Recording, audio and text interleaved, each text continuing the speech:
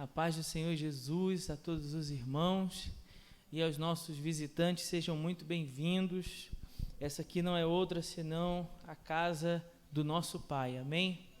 Que bom que você veio participar do culto junto conosco nessa noite. E eu não conhecia essa canção que o Ministério de Louvor cantou, e eu fiquei pensando ali enquanto cantava, queira Deus que essa seja uma verdade que nos guie até o lugar de culto, né? O desejo de que nós não viemos aqui atrás de bênçãos, nós viemos aqui atrás do nosso Senhor, nós viemos, se nós corremos em direção aos seus braços, né? E pastor, por que a gente não corre atrás das bênçãos? Porque essas certamente nos seguirão, amém ou não? Nós corremos em direção ao nosso Senhor, e isso é tudo que nos importa e nos basta, sua graça nos basta. Essa seja uma verdade, né, na nossa vida ali prática, porque não é tão fácil viver isso, mas é necessário esse esforço para que isso seja uma verdade na nossa vida, amém? Bom, eu sei que você acabou de se assentar, então eu vou fazer o seguinte, você pode se manter sentado, vou fazer uma prévia aqui do que nós já falamos em cima do texto de Apocalipse, se você já puder abrir sua Bíblia. E quando nós formos ler o texto especificamente dessa noite, aí eu vou pedir para você ficar em pé. Então abra, por favor, sua Bíblia no livro de Apocalipse. Nós estamos em uma série de mensagens aqui na nossa igreja. Começamos no domingo retrasado sobre as cartas à igreja, as 7 igrejas do Apocalipse. Nós estamos fazendo uma análise de cada uma dessas cartas e estamos analisando essas cartas e extraindo dessas cartas lições para a nossa vida e principalmente lições como igreja do Senhor Jesus nesse tempo que se chama hoje. Então nós estamos analisando as cartas que João escreveu às 7 igrejas da Ásia e extraindo delas lições para esse tempo, para 2021. E por que nós estamos fazendo isso? Por entender que as cartas que João escreveu àquelas igrejas não são apenas advertências, correções, exortações para aquelas igrejas, mas são para toda a igreja, para todo o povo de Deus espalhado pela face da terra, não somente daquele tempo, mas de todas as eras. Essas cartas servem como lição para nós, são palavras de Deus para nós. Então, quando a gente está fazendo essa análise, a gente não está fazendo uma análise só de um texto de 2000 anos atrás, mas a gente está pensando nesse texto hoje, na aplicação desse texto na nossa vida hoje. Aí nós começamos no domingo retrasado e falamos sobre a carta à igreja de Éfeso, falamos sobre a carta de Éfeso e aí nós explicamos um pouco sobre a cidade. Eu não vou aqui pregar novamente, se você não assistiu, agora a gente tem uma oportunidade, né, que a tecnologia nos trouxe, que é o fato da mensagem ficar salva, ficar guardada, né? Então você pode voltar lá no YouTube e assistir a carta à igreja de Éfeso. Nós falamos ali sobre a importância de que o conhecimento teológico ele ande de mãos dadas a uma vida prática, a uma vida de piedade diante da presença do Senhor. Então não adianta nada você ter um conhecimento teológico se a sua vida prática caminha numa direção oposta ao que você diz saber. Essa foi a advertência de Jesus à igreja de Éfeso. E nós falamos muito aqui sobre como essa advertência serve para nós hoje. Depois nós falamos sobre a carta à igreja de Esmirna e explicamos muitos detalhes interessantes sobre a cidade de Esmirna, né? Detalhes esses que são mencionados, que quando a gente passa, né, a estudar esses detalhes da cidade de Esmirna, como, por exemplo, o fato de que a cidade de Esmirna tinha uma grande concentração de jogos, né, de espetáculos esportivos, de eventos, grandes eventos esportivos, e aí quando uma daquelas pessoas ganhava ali um daqueles torneios, ele ganhava também uma coroa feita de ramo de louro ou de ramos de oliveira, Era uma espécie de um arco que era posto ali na cabeça do vencedor quando ele entrava no templo dos deuses que se cultuavam em Esmirna. E aí nós explicamos, né, o fato de Jesus dizer para nós que ao vencedor nos daria a coroa da vida, lá no versículo 10, que aquele que resistisse à perseguição, à dificuldade, à luta, ele seria coroado não com uma coroa feita de galhos de árvore, vamos dizer assim, de folhas que perecem, que se acabam com o tempo, mas ele receberia uma coroa da vida quando ele entrasse nas mansões celestiais. E explicamos diversos outros contextos. A carta da igreja de Esmirna é uma carta bem interessante porque fala de uma igreja perseguida, fala de uma igreja que é atacada, de uma igreja que tem os seus bens tomados, então suas propriedades, e quanto era perigoso ser cristão em Esmirna, mas apesar disso, aqueles nossos irmãos perseveraram na fé, eles não desistiram, eles não se abateram no meio daquela perseguição, eles continuaram firmes na sua fé em Jesus. Então, hoje nós vamos falar sobre a igreja, sobre a carta à igreja em Pérgamo. E aí eu peço, por favor, que você se coloque de pé. Nós vamos ler a partir do versículo 12 até o versículo 17. Apocalipse 2, do 12 ao 17. Diz assim a palavra do Senhor: escreve ao anjo da igreja em Pérgamo, assim diz aquele que tem a espada afiada de 2 gumes.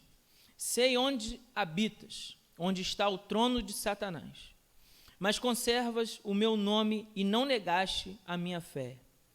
Mesmo nos dias de Antipas, minha fiel testemunha, que foi morto entre vós, onde Satanás habita. Entretanto, tem algumas coisas contra ti, porque tens aí os que seguem a doutrina de Balaão, que ensinou a Balaque a fazer os filhos de Israel pecarem, induzindo-os a comer das coisas sacrificadas a ídolos e a se prostituírem.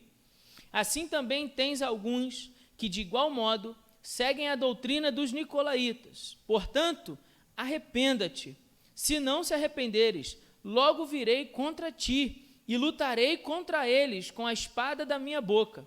Quem tem ouvidos, ouça o que o Espírito diz às igrejas. Ao vencedor darei do maná escondido e uma pedra branca, na qual está escrito um novo nome, que ninguém conhece, a não ser aquele que o recebe. Mantenha sua Bíblia aberta, mas feche novamente seus olhos.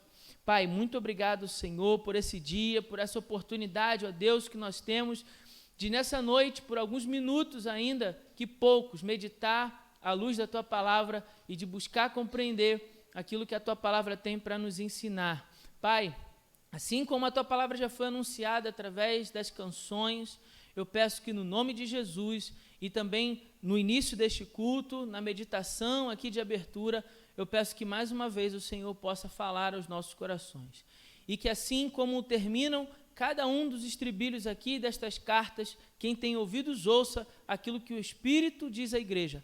Não pastor Felipe, Pai, mas o Teu Espírito Santo possa falar aos nossos corações nessa noite. Oramos assim no nome de Jesus. Amém.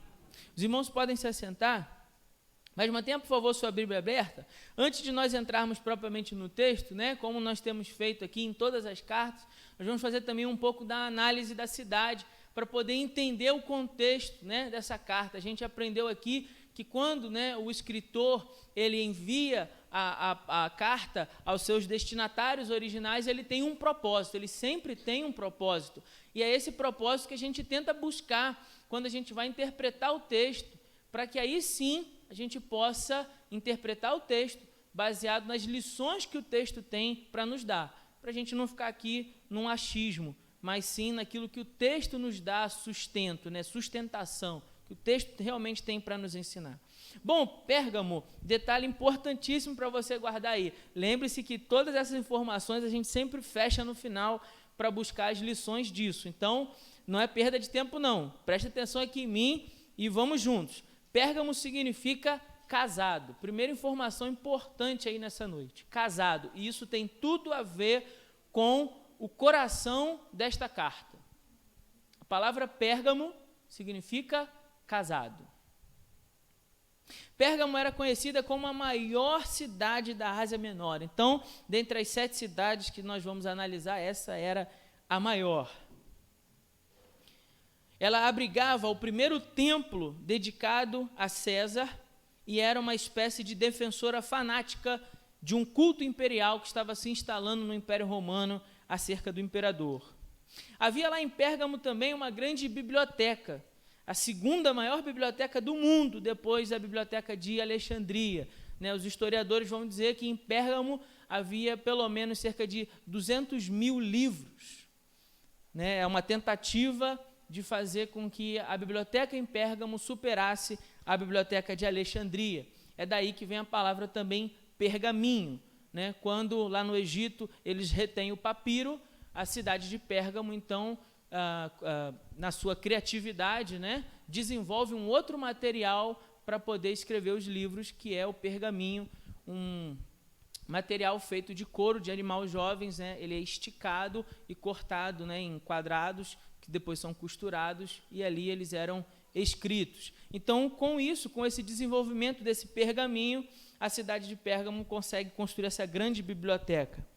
É bem provável que a expressão trono de Satanás venha da construção desse templo ao imperador, um templo construído a Zeus, mas dedicado à figura do imperador. Que mais? Bom, havia um grande panteão na cidade de Pérgamo.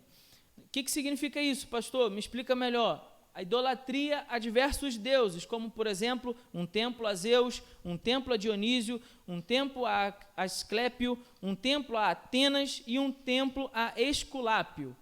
Calma que eu vou explicar. Bom, no meio de todos esses deuses estava lá a igreja de Jesus plantada naquele lugar.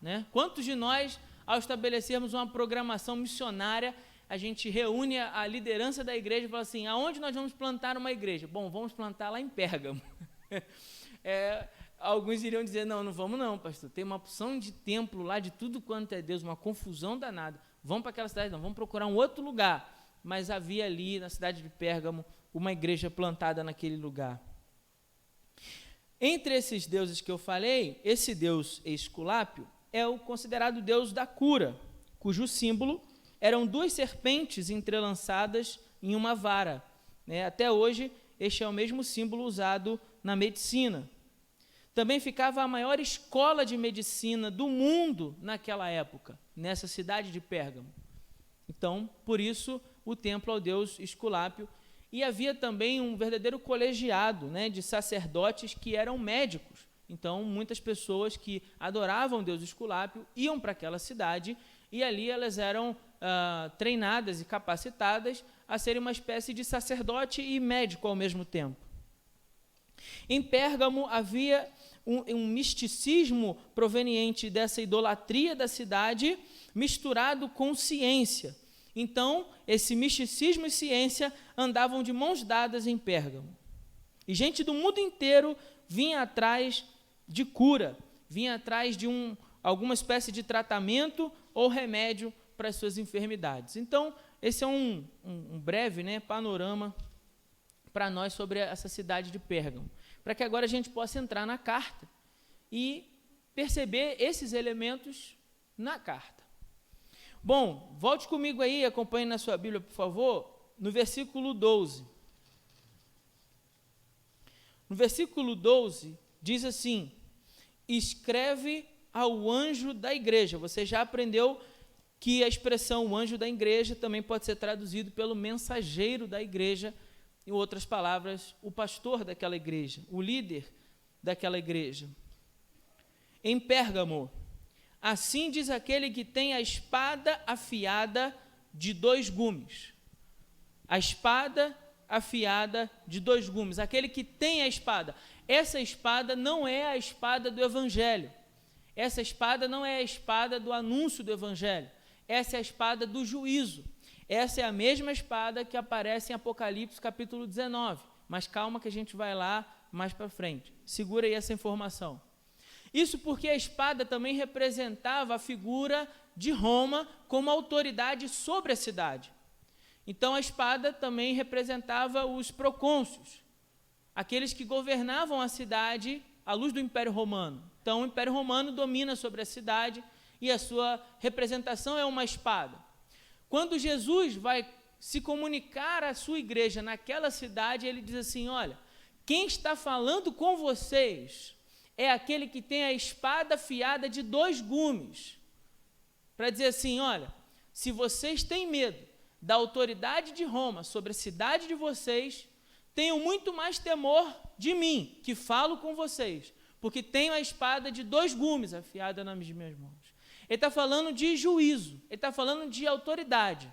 Jesus aqui está falando para a igreja naquele lugar que ele possuía uma autoridade mais poderosa do que os romanos. Então, se muitos crentes daquela cidade temiam a espada de Roma, deveriam muito mais andar em temor diante de Jesus. Este é o juízo de Deus. E Jesus está comunicando isso àquela igreja. Por isso essa expressão. Depois ele continua o texto.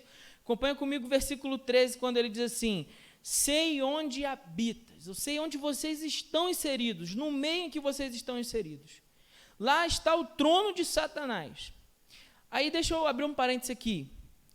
Quando eu digo o trono de Satanás, e faço menção ao trono do imperador, ao templo que havia sido construído para o imperador naquela cidade, há uma discussão teológica aqui. Então eu vou abrir as 2 linhas e aí você tenta extrair disso a lição para a sua vida.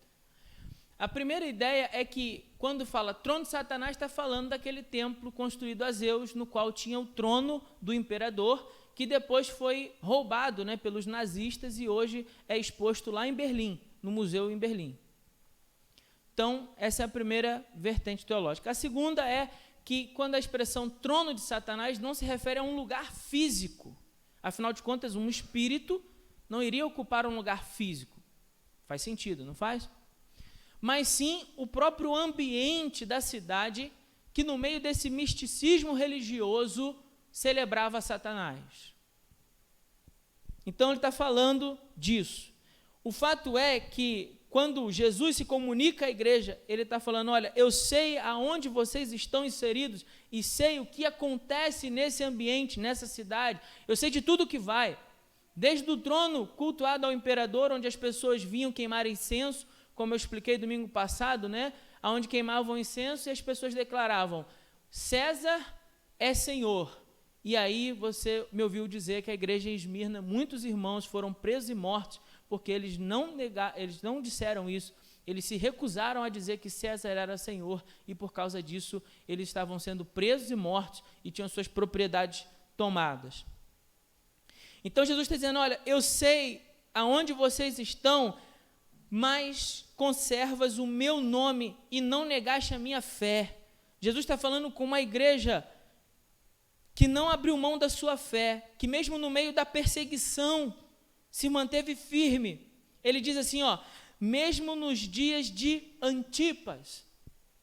Provavelmente Antipas foi o pastor daquela igreja. Diz os historiadores que Antipas, diz os pais da igreja, né, melhor dizendo, Tertuliano, escreve que Antipas foi morto, sendo preso pelo Império Romano, por se negar a dizer que César era Senhor, e ele é colocado numa espécie de bezerro, de um boi de latão, feito de latão, colocam Antipas ali dentro e colocam um fogo embaixo do bezerro, até que aquele latão fosse aquecido, né, ficasse em brasa, e Antipas então é morto ali, sendo cozido, né, cozinhado, sei lá, e abafado, né, sufocado até a morte. Então, essa é a morte de Antipas. E aí o texto está dizendo que, isso escrito, né, pelos pais da igreja, esse texto não está na Bíblia, mas está na história eclesiástica. Tertuliano escreveu isso.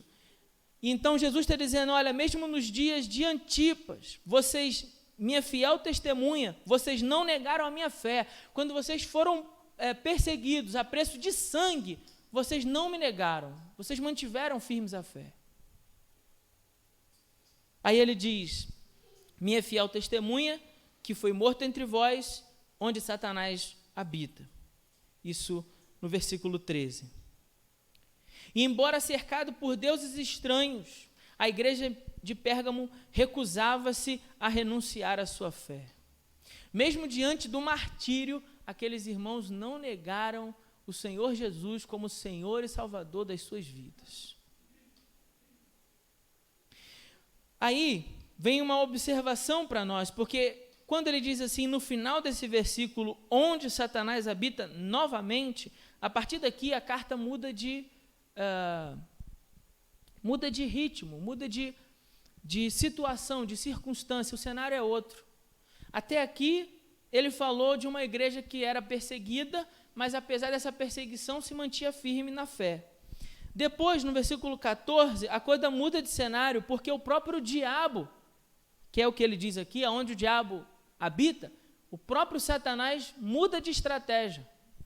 Veja só, ele diz assim, entretanto, versículo 14, entretanto, tem algumas coisas contra ti, porque tens aí, veja que não eram todos, alguns naquela igreja, tens aí os que seguem a doutrina de Balaão, que ensinou a Balaque a fazer os filhos de Israel pecarem, induzindo-os a comer as coisas sacrificadas a ídolos e a se prostituírem. A proposta do diabo aqui mudou. Antes, o diabo veio contra aquela igreja, como um leão que ruge, buscando a quem pudesse devorar. Aí ele percebe que ele não tem vez e voz ali no meio daquela igreja, porque aquela igreja é fiel. Então, quando eles pegam o pastor daquela igreja e cozinham um homem, mesmo assim aquela igreja se nega a abandonar a sua fé e a deixar o Senhor Jesus. Aí o diabo ardiloso que é, muda de roupagem, sai da pele do leão e habita na pele da serpente. Como a Eva, né? Como enganou Eva e Adão lá no jardim. Ele não se apresentou naquele momento como um leão, buscando a quem pudesse devorar, nem como um lobo destruidor, que abate as ovelhas. Ele se apresentou ali como uma serpente. E a serpente enganando através das suas palavras, através dos seus argumentos. A história de Balaão, só para aqueles que não lembram, né, e para os nossos visitantes que talvez nunca tenham tido a oportunidade de ler o livro de Números, você vai lembrar que Balaque contrata Balaão para amaldiçoar o povo de Israel. Né? Então os moabitas contratam Balaão para amaldiçoar o povo de Israel. Só que quando Balaão sobe ao monte e vai amaldiçoar, ele não consegue amaldiçoar e acaba abençoando, porque não se pode amaldiçoar aqueles a quem o Senhor já abençoou. Amém ou não? Diga amém bem forte, amém? Amém. Não se pode amaldiçoar aquele a quem o Senhor já decidiu abençoar. Quando você diz amém, você está dizendo que isso seja uma verdade na minha vida. Né? Assim seja, é o que significa amém, tá bom? Então esse é aquele momento do culto que você tem que dizer amém, ok? Bom, dito isso, ele se levanta para amaldiçoar, mas não consegue, acaba abençoando. Porém, quando eles descem do cume do monte, Balaque fala assim, bom, mas eu te dei muito dinheiro, Balaão, te dei uma quantidade de dinheiro para você como profeta amaldiçoar esse povo e você não amaldiçoou eles. Aí Balaão dá um conselho para Balaque, que poderia muito bem ter vindo da boca do próprio diabo, né? O diabo não tem boca, às vezes ele pega alguém que se deixa emprestar pelo diabo. E aí emprestou sua boca para o diabo e dá um conselho para Balaque. O conselho era o seguinte, não ataque eles não, Balaque, mas pegue os seus moços, pegue as suas moças e misture no povo, misture no meio do povo. E daqui a pouco, seus moços vão casar com as moças de Israel, as moças de Israel vão casar com os moços dos moabitas, e daqui a um tempo eles estarão se prostituindo, e dali mais um pouco eles estarão adorando e cultuando a deuses estranhos. Olha o conselho de Balaão para Balaque. E Balaque fala assim, bom, é isso aí que eu vou fazer, não vou lutar contra eles não. Eu vou ganhar eles pelo contágio social. Eu vou ganhar eles através desse contágio social, misturando ali as ideias, os pensamentos e corrompendo devagarzinho o povo. E foi o que Balaque fez e com isso conseguiu corromper. Quando a carta nos diz que eles ali estavam como os que seguiam a Balaão, fala da igreja buscando uma espécie de ecumenismo. O que significa isso, pastor? A ideia de que todos os caminhos levam a Deus. Então, não importa qual seja a sua religião, se você diz que adora Zeus, que adora Dionísio, que adora a Esculápio, não importa, a Atenas, todos os caminhos levam a Deus. Então, o que nos importa? Nos importa é estarmos aqui juntos e caminharmos juntos. O diabo passa a não mais atacar a igreja, mas passa a se infiltrar no meio da igreja. E a começar a disseminar uma ideia de que a igreja estava tudo bem, podia caminhar daquele jeito, não tinha problema nenhum você ir lá no altar, lá no templo de Zeus e queimar incenso a César e dizer que César era Senhor. Isso era uma besteirinha, coisa boba, pequena, né? Um pecadinho, Deus não vai nem levar isso em consideração, e aí depois você segue sua vida continuando adorando a Deus, nessa mistura, nesse contágio social. Depois ele fala, no versículo 15, que ali também tinham alguns, mais uma vez, volto a dizer, não era a igreja toda, mas alguns, que seguiam a doutrina dos nicolaítas. E você já me ouviu explicar isso aqui. Os nicolaítas eram aquele grupo de cristãos que estavam ali no meio da igreja, que eram chamados liberais. Os nicolaítas eram aqueles que diziam assim, não, isso aí não é pecado não, está tudo bem, todo mundo faz isso é coisa boba, está todo mundo fazendo, então isso não é pecado não. E flertavam com práticas pecaminosas, como se isso pudesse ser tolerado no seio da igreja. Eu vou te lembrar aqui uma coisa que disse no início. Como é que se chama a cidade? E o que Pérgamo significa? Casado. Quem tem um compromisso com Deus não pode flertar com o pecado. Quem assumiu um compromisso, um casamento com o Senhor Jesus, quem é igreja, quem é noiva do Cordeiro, não pode flertar para se misturar com o pecado. Quando Balaque segue o conselho de Balaão e infiltra seus filhos no meio do povo de Israel, eles passaram a se prostituir e a comer comida consagrada a ídolos. E assim também estava acontecendo no meio da igreja. A igreja estava começando a aceitar tudo que era pecado que vinha do mundo. Começando a importar as práticas do mundo para dentro da igreja e achar que estava tudo bem. E tinha um grupo de cristãos no seio da igreja que ainda dizia, está tranquilo, não tem problema nenhum, isso é bobagem, todo mundo está fazendo esse negócio. Então o Senhor Jesus, quando vem falar à igreja de Pérgamo, ele é duro nas suas palavras. Por isso, versículo 12, eu venho a vocês com a espada afiada de 2 gumes, eu venho a vocês para celebrar juízo, não é para todos, mas é para aqueles que estão seguindo a doutrina de Balaão e a doutrina dos nicolaítas. Porque, irmãos, vejam bem, ou nós temos um compromisso com Deus e com a sua palavra, ou nós estamos adorando e seguindo a outros deuses. Um pastor uma vez disse uma coisa que eu guardei no meu coração, ele disse assim, olha, tudo aquilo que você permite que roube o lugar de Deus na sua vida, se tornou um diabo para você. Não só se tornou um Deus para você, mas se tornou um diabo. Se tornou alguém para te levar para um caminho distante do Senhor. Então não pense que está tudo bem. Não flerte com o pecado como se tivesse tudo bem você ter uma vida aqui na igreja e outra vida lá fora, fazendo tudo o que o mundo faz, como se tivesse tudo bem, porque não está tudo bem. Se você é igreja, você é a noiva do Cordeiro, então não se prostitua com o mundo. Não se prostitua com o pecado. Não coma as comidas oferecidas a deuses estranhos. Não seja você, como aqueles que comem da mesa do rei. Lembram de Daniel? Daniel se nega a comer do banquete, porque ele sabe que a mesa de Nabucodonosor tinha todo tipo de delícias, mas todas aquelas comidas eram oferecidas aos deuses da Babilônia. Então ele diz, eu não vou comer, porque Daniel decidiu no seu coração se manter puro. Daniel capítulo 1, versículo 8. E é igual a Daniel que nós precisamos caminhar nesse tempo, decididos a não nos contaminarmos com o banquete apetitoso que nos chama a atenção, né, que nos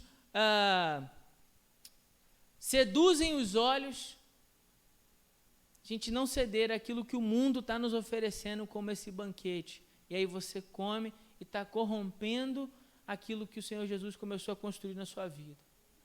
Por se misturar com o mundo e achar que não tem problema, é um pecadinho de nada, está tudo bem queimar incenso a um Deus estranho, porque afinal de contas Deus perdoa e Ele é graça e misericórdia. Bom, Deus é graça e misericórdia sim, mas veja o que Ele diz a partir do versículo 16. Ele diz assim: portanto, arrependa-te, se não se arrependeres, logo, guarde essa expressão aí, se você puder, grife isso na sua Bíblia, logo virei contra ti. Pastor, por que você está falando para frisar a expressão logo virei contra ti? E lutarei contra eles com a espada da minha boca. Porque muitas vezes temos a impressão de caminhar na igreja, de falarmos de um Deus que é amor e graça, desse Deus que aceita tudo, de um Deus que é totalmente permissível, que está tudo bem você fazer todo tipo de imundície lá fora, mas aí se no domingo você veio, está tudo certo, isso aliviou sua consciência, agora você está em paz com Deus. Não, isso não está certo. Não é porque pregamos um Deus que é amor, não é porque pregamos um Deus que é graça, que não significa que esse Deus também é justiça. Veja, lá na cruz do Calvário, Deus não apenas celebrou o seu amor pela humanidade, mas Deus celebrou a justiça, punindo no seu próprio Filho a consequência do meu e do teu pecado. Naquela cruz, Deus não apenas demonstrou todo o amor que Ele tinha por nós, mas Ele também estava nos mostrando a terrível consequência do pecado, porque quando nós olhamos para Ele, os nossos olhos doem, nosso coração treme, nosso corpo estremece, ao olharmos para Ele sofrendo naquela cruz, e o seu sofrimento é oriundo do meu pecado. A sua dor é consequência do meu pecado e do meu erro. A minha transgressão é o cravo que o pregou naquele madeiro. Por isso a cruz é um reflexo do amor de Deus pela humanidade, mas também de sua justiça.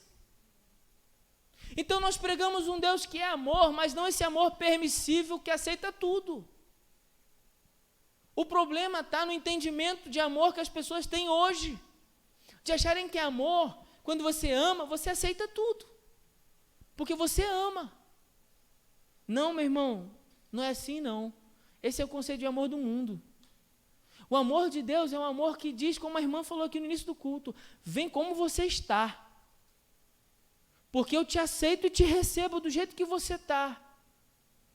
Mas quando você estiver comigo, eu vou transformar você, de maneira que você não vai continuar como você estava quando chegou aqui. Você não pode continuar caminhando do jeito que você estava quando chegou aqui. Esse é o amor de Deus. É um amor que nos recebe como nós estávamos, mas que nos transforma dia após dia, de glória em glória na imagem daquele que nos criou. Agora, o problema é que hoje nós queremos ir a uma igreja que nos pregue sobre esse Jesus do amor, que aceita tudo e recebe tudo como se tudo fosse permitido. E aí você pode vir e permanece do jeitinho que você está. E se a igreja te confronta, você sai da igreja para uma outra igreja, aonde o discurso seja mais palatável aos seus ouvidos, aonde o discurso seja mais agradável, mais prazeroso, mais ameno. Pastor, não é bem assim, não seja radical demais, pastor. Não me confronte com o meu pecado, não me confronte com o erro, não me confronte com a mentira, não me confronte com a idolatria. Idolatria não é só adoração a uma imagem esculpida, você já me ouviu falar isso aqui? Mas não me confronte com a prostituição, com o adultério, não me confronte com os esquemas escusos, não me confronte com nada disso. Diga para mim que sou um vencedor, diga para mim que sou alguém poderoso, que vou sair daqui e vou arrebentar lá fora. Aí você gosta desse negócio, você gosta desse discurso. Você não, né? Mas a igreja lá fora, essa não. Gosta desse negócio, aí enche as igrejas de alguém que diz para você que você é o ponto fraco de Deus. Ponto fraco? Ele é Deus, não existe ponto fraco nele, não. Ele não tem ponto fraco. Ele é todo poderoso. Não tem fendas na sua armadura. Ele te ama porque decidiu amar. Você não merecia esse amor. Ele te ama porque decidiu desde a eternidade amar você. É por isso que Ele te ama. Não porque você seja um calo no seu sapato, uma pedra no seu caminhar. Ele sabia exatamente tudo o que aconteceria e ainda assim decidiu nos amar. Esse é o Deus a quem amamos e servimos. Um Deus que é todo poderoso, que é todo gracioso e misericórdia, e as suas misericórdias de fato são a causa de não sermos consumidos, mas não se engane, esse Deus também é justiça, e haverá um tempo onde Ele virá sobre a igreja com a espada de 2 gumes, e já não é mais a espada do seu evangelho, mas é a espada que Ele vem para julgar as nações. Abra, por favor, sua Bíblia no livro de Apocalipse, capítulo 19. 19, acompanhe comigo a leitura. Capítulo 19, a partir do versículo 11. Ele vem com poder e força. A sua espada representa então o castigo de Deus contra os rebeldes. Por isso que é preciso que a igreja de Jesus, a noiva do Cordeiro, aqueles que são casados com Deus, andam por esse mundo com temor e tremor.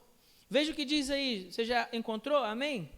19:11 diz assim: então vi no céu aberto um cavalo branco e o seu cavaleiro chama-se Fiel e Verdadeiro. Ele julga e luta com justiça. Os seus olhos eram como chamas de fogo. Sobre a cabeça trazia muitas coroas e tinha um nome escrito que ninguém conhece senão ele mesmo. Estava vestido com um manto salpicado com sangue e o seu nome é o Verbo de Deus. Os exércitos do céu o seguiam, montados em cavalos brancos e vestidos de linho fino, branco e puro. Uma espada afiada saía-lhe da boca para ferir com ela as nações.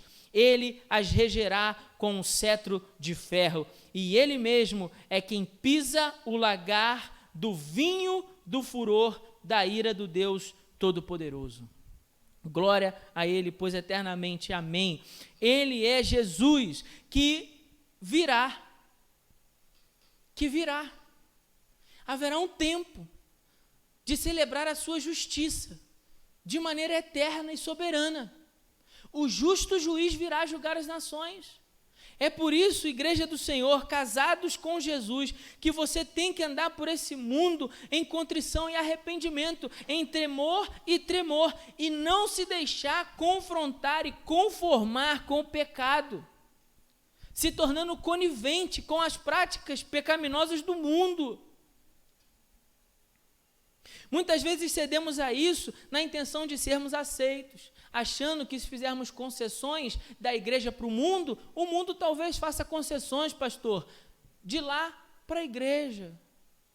Ora, meu irmão, mas que comunhão haverá entre a luz e as trevas? Que comunhão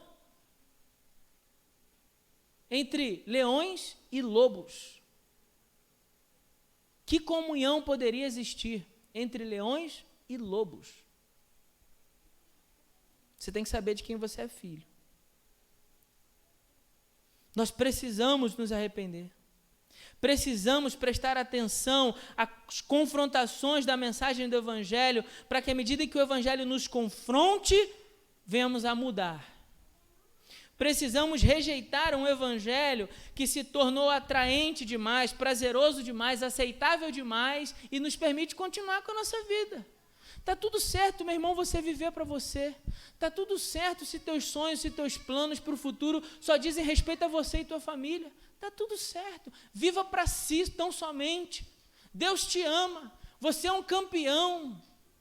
Isso é conversa fiada e furada, porque o Evangelho é uns aos outros desde sempre. O Evangelho é comunhão com os irmãos desde sempre. O Evangelho é o apego à palavra e à verdade de Deus desde sempre. O Evangelho é vida de oração desde sempre. O Evangelho é renúncia e luta contra a sua carne, porque ela tende ao pecado, e isso é desde sempre.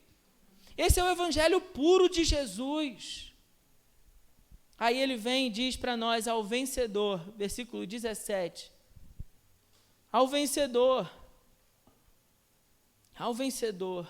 darei do maná escondido, Primeira expressão para nós pensarmos: maná escondido, uma pedra branca e um novo nome que ninguém conhece. Ao vencedor do maná escondido. Essa é a primeira expressão que eu quero destacar aos seus olhos aí. Porque ou nós aceitamos participar da mesa e dos banquetes de Satanás nesse mundo de trevas, ou nós andamos por esse mundo tal qual andou Daniel, rejeitando esse banquete, para que possamos nos assentar na mesa, no banquete celestial, nas bodas do Cordeiro. Ou nós aceitamos comer da comida que o mundo nos oferece, que você acha que alimenta a sua alma, porque alimenta o seu estômago, porque apetece os seus lábios. Aí você acha que isso vai ser bom para você, ou você diz não para isso, para que você possa comer do pão da vida que desceu dos céus. O maná representa isso. O pão de Deus que desceu dos céus e alimentava o seu povo. De maneira que mesmo no deserto, eles não deixavam de caminhar, porque eles estavam sendo alimentados pela palavra que vinha do próprio Deus. E assim a igreja caminha por esse mundo de trevas, peregrinando como o povo de Israel pelo deserto, sendo alimentados pelo pão da vida que desce dos céus, para chegar um tempo onde nós nos sentaremos à mesa com Ele, para comer do pão que nunca se acaba. Mas só come desse pão quem diz não para esse banquete que o diabo oferece.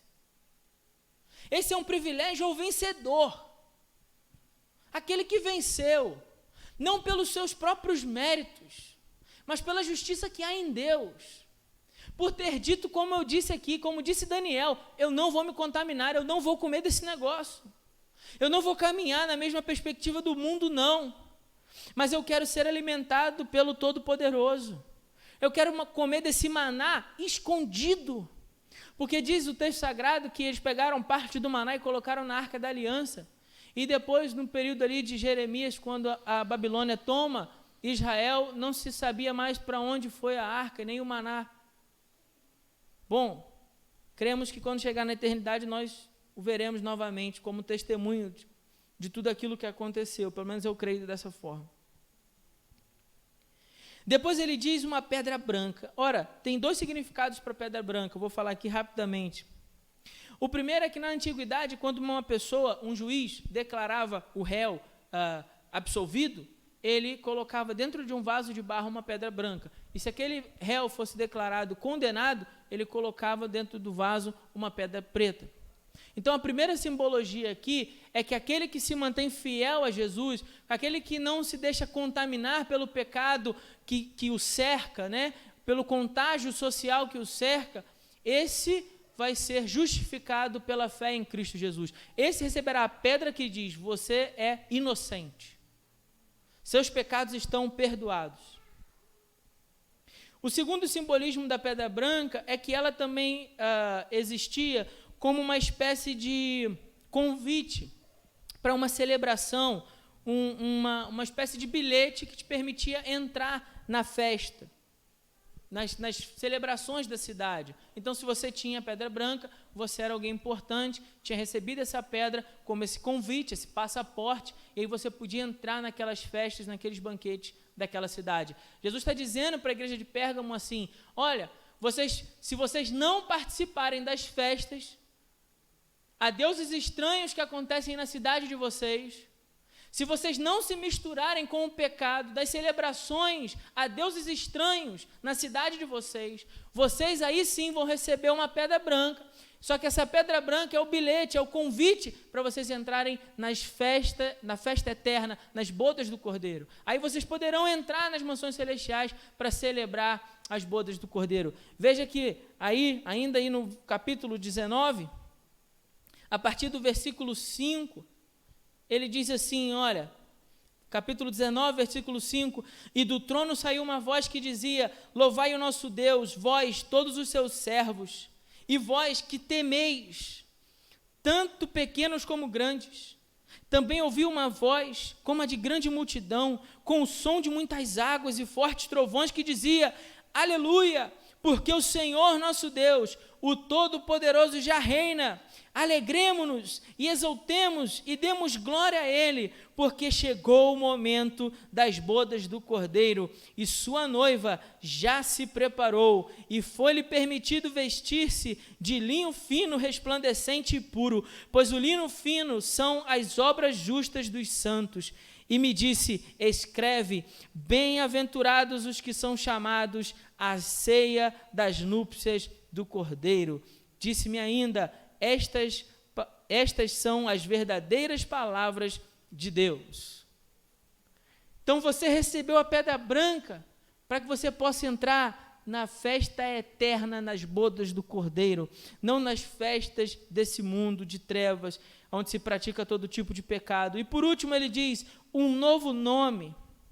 Aqui a ideia é a seguinte: tanto o nosso nome é escrito no livro da vida, o nome que nos dá acesso à eternidade com Cristo, como também a ideia de um novo nome que ninguém conhece, ou seja, de um conhecimento que eu não tinha enquanto aqui estava nesse mundo. Creio eu que isso tem a ver com as palavras de Paulo em 1 Coríntios 13, 12, quando ele fala que hoje o que nós conhecemos de Deus é como uma imagem refletida, só que num espelho embaçado. Sabe quando você sai do chuveiro bem quente e você tenta pentear o cabelo? Aí não dá muito certo, né? Porque está tudo embaçado, não é? Mas aí você abre a porta do banheiro, o ar quente sai, né? E aí você começa a conseguir se enxergar perfeitamente para poder pentear o cabelo. Ou seja, você começa a ter a possibilidade de enxergar algo que você não enxergava perfeitamente. Para mim, essa é a menor analogia de quando estivermos na eternidade. O conhecimento que nós temos hoje é quando você sai ali do banheiro e ainda está com o espelho todo embaçado. Agora, quando você tomar banho, você vai lembrar disso, né? Vai lembrar do pastor pregando. Aí você não enxerga nada, você fala assim, é igual a gente vivendo aqui. Aí você abriu a porta, agora está melhor, dá para pentear. E você, é assim que vai ser na eternidade. Glória a Deus. Aleluia. Porque eu verei face a face e o conhecerei assim como dele eu sou conhecido, diz 1 Coríntios 13, versículo 12. Essa é a promessa ao vencedor. E há o estribilho que se repete em toda a carta, e eu repito aqui novamente. Aquele que tem ouvidos, ouça. Ouça. Não apenas use o seu ouvido para discernir as palavras, mas use o seu entendimento para refletir no que eu estou te falando. Não há comunhão e casamento entre a luz e as trevas. Então abandone toda espécie de flerte com o diabo e com os banquetes desse mundo. Seja fiel e justo diante do Senhor, reto, íntegro. E ao vencedor lhe dará do maná, lhe dará da pedra, lhe porá um novo nome. Quantos querem receber isso aqui? Digam glória a Deus. Eu também quero receber disso. Isso nos está à disposição em Cristo Jesus, porque Ele já cumpriu toda a justiça de Deus. Agora, se a carta nos parece dura, de fato ela é, porque precisamos reconhecer que a vida cristã não é só baseada nesse Deus de amor que é permissivo, mas um Deus de amor que celebra o seu amor com justiça. Então, por isso, irmãos, a advertência, o coração da carta à igreja de Pérgamo é de andar em temor e tremor diante o tempo da sua peregrinação nessa terra. Não há um casamento. Você precisa tomar uma decisão. Você precisa fazer como o Daniel fez, decidir não se contaminar. Não vou comer dessa mesa. Eu não vou aceitar isso. Eu vou rejeitar esse evangelho que diz que eu sou o Senhor desse mundo, para entender o evangelho que me leva à contrição e arrependimento, sabendo que Cristo é tudo em todos. E a glória disso tudo é dele em todos os momentos. Amém? Que Deus nos abençoe com a sua palavra. Eu vou chamar o Ministério de Louvor aqui. Nós vamos cantar mais uma canção. Enquanto nós cantamos essa canção, você que separou o seu dízimo, a sua oferta, poderá trazer até o gasofilácio. Lembrando, né, como nós cantamos aqui, nós não viemos atrás de bênçãos e nem damos o dízimo ou a oferta, a nossa contribuição, esperando que Deus assim nos retribua. Nós fazemos isso por amor. Nós fazemos isso porque amamos o Senhor. Então, quando nós vemos ao altar, a gente não vem para barganhar com Deus, para dar e receber alguma coisa em troca. Nós vemos ao altar porque entendemos que Ele já tem nos abençoado. Então, é nosso desejo, em gratidão, vir até o altar para celebrar isso que Deus já tem feito na nossa vida. Amém? Que Deus te abençoe, que você possa sempre celebrar a Deus com os teus bens, a tua propriedade material, com esse entendimento, né? Em gratidão ao Senhor, que já tem nos dado tudo, tem nos dado o que comer, o que beber, o que vestir. Amém?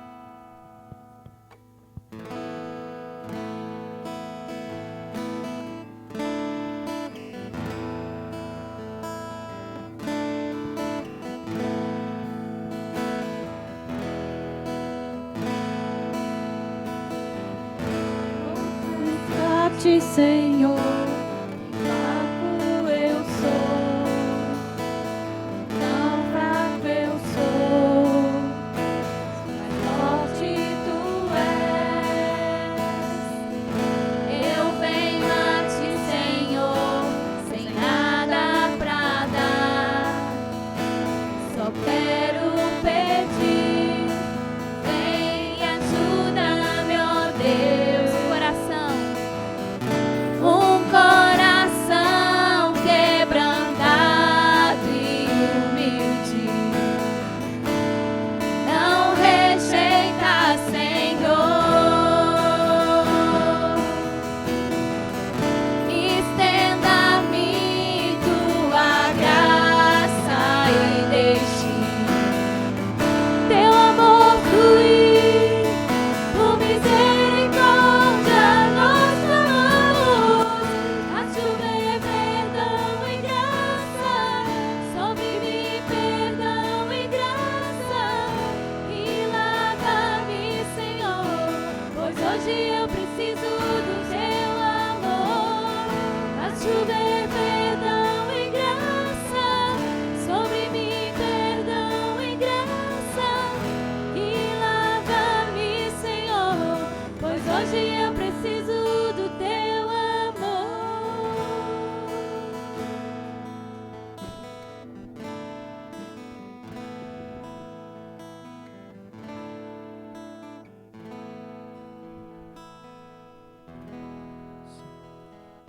Glória a Deus. Irmãos, antes de orar, eu gostaria de saber se há alguém aqui nessa noite que gostaria de tomar uma decisão por Jesus.